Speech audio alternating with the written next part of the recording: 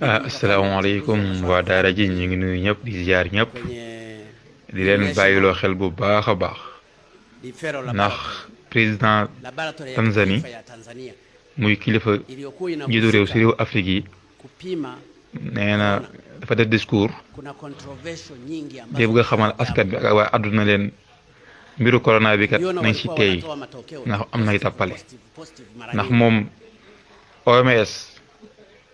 mooy kuréel gi yor ñi saytu mbiru wér-gu-yaram ci àdduna da koo joxoon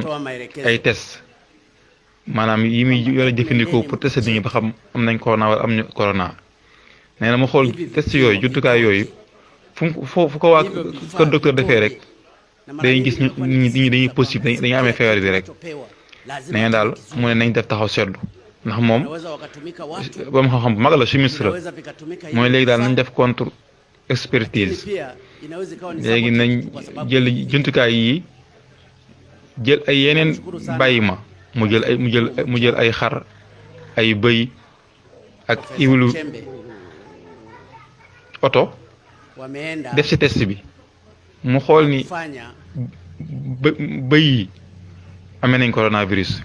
xar yi amee nañ coronavirus maanaam iwlu oto bi rek moo si amul coronavirus kon loolu muy tekki ni test yi yoo amee si joxe jëmale ko si corona bi maanaam dañ si def ndëgg sërëx maanaam dañ ko programmé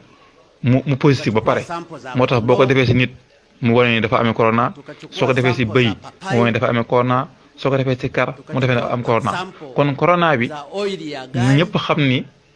di président bi wax ndax du waxu Saliou Mbaye wax président bi la mooy test yi dañ kaa programmé def si jàngoro bi ba pare mooy moo tax boo ko defee boo ko indilee nit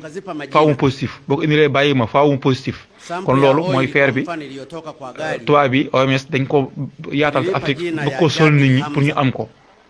pour ñu ëllëg ñu mën a préparer vaccin kon yaakaar naa kii kilifa njiitu réew la muy président de la république bu jël micro wax ñëppay dégg mu wax lu mel nii lu garaawee nii xam ne dañoo programmé